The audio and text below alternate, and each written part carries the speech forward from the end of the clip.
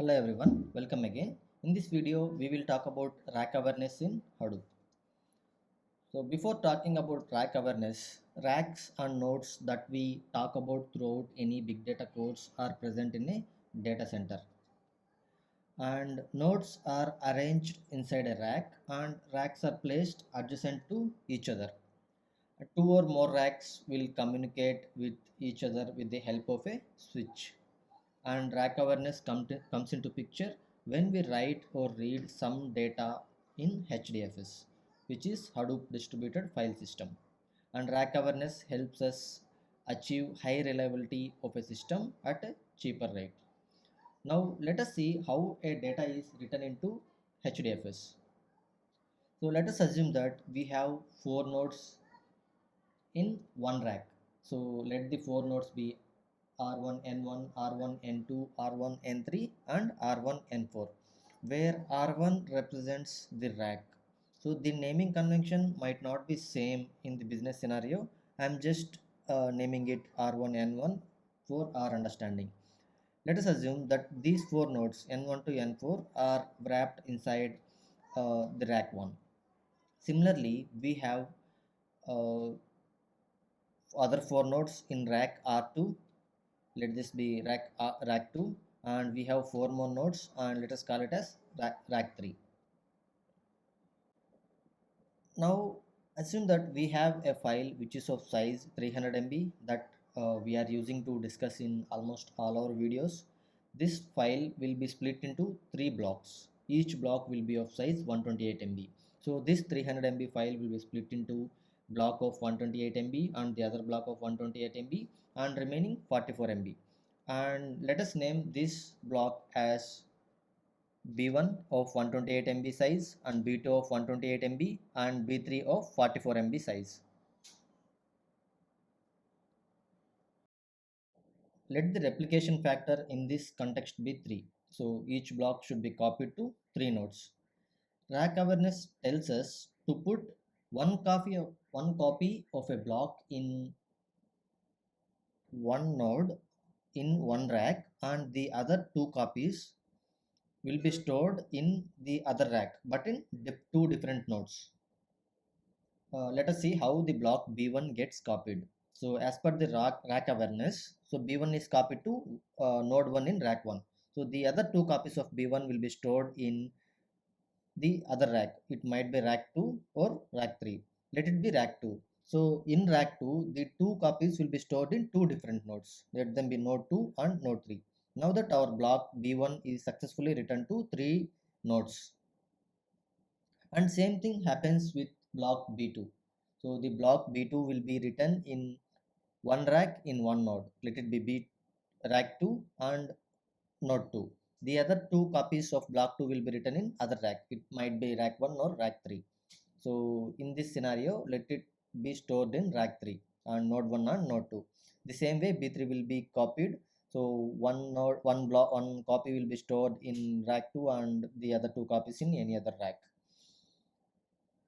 So in this context, how we are getting reliability of the data. So let us say when one node fails, let that node be in rack 2, let it be node 3. So let this node has failed. So if this node is failed, we will be losing one copy of B1 and one copy of B2, sorry, one copy of B3.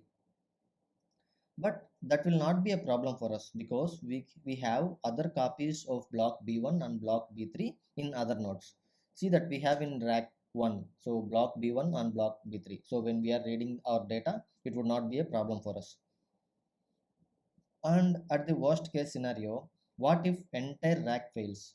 Let rack 2 fail completely. So we are losing two copies of B1, one copy of B2 and one copy of B3. Even then, we will have the other copies stored in other racks. See that we have B1 and B3 in rack 1 and B2 in rack 3. So we are not losing our data. This is the reason why all the blocks are not stored in the same rack, and this is how we achieve reliability. This concept is called as rack awareness. There might be some questions you might be getting. So why do we store two blocks in same rack? Why can't we store all the blocks in three different racks? There is a reason for doing it this way. In order to understand the reason why we store two copies in same rack, let us look at one very important point. Now let us assume that we have rack 1, rack 2 and rack 3, and two nodes want to speak to each other. If the two nodes belongs to same rack, let us assume that rack B, rack 1.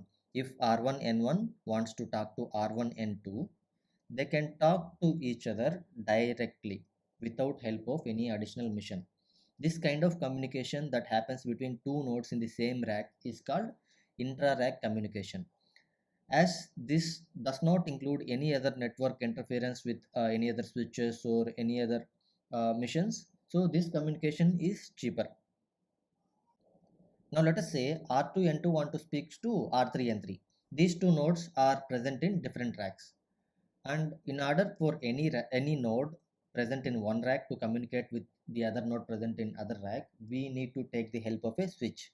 So every rack will be having a switch, and R2 N2 will first get in touch with the switch of rack 2, and the switch of rack 2 will get in touch with the switch present in rack 3, and the switch present in rack 3 will get in touch with R3 node 3. So this way the communication will occur between node 2 and node 3 in different racks. So this kind of communication is called inter-rack communication. This kind of communication happens via two switches. So this communication is costly. So now we understood that intra-rack communication and inter-rack communication, and we came to know that inter-rack communication is cheaper and inter-rack communication is costly. Now let us go and see our older picture and understand why we are writing two copies of the same block in the same rack. So this is our actual picture, and we have three switches for all the racks, and there is a process that writes blocks of data into data nodes.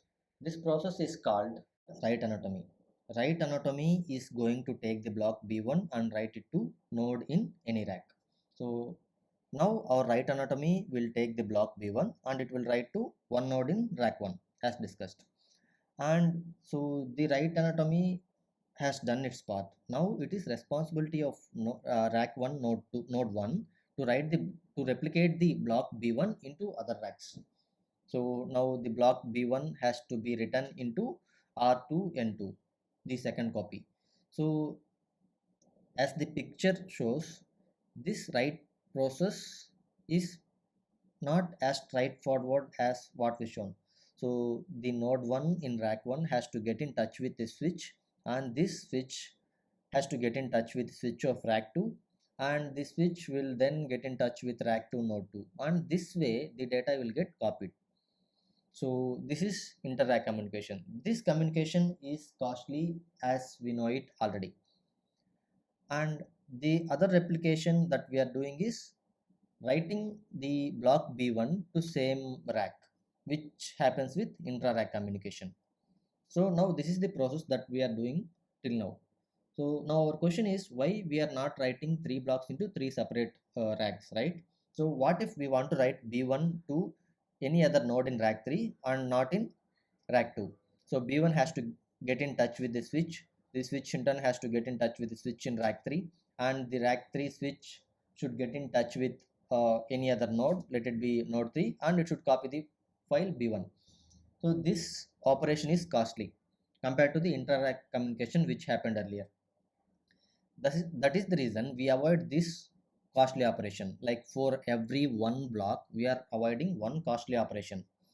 That means in case if we are writing thousands of lakhs of blocks into HDFS, we are avoiding that many costly operations. I mean that many costly network operations or network data transfers in Hadoop.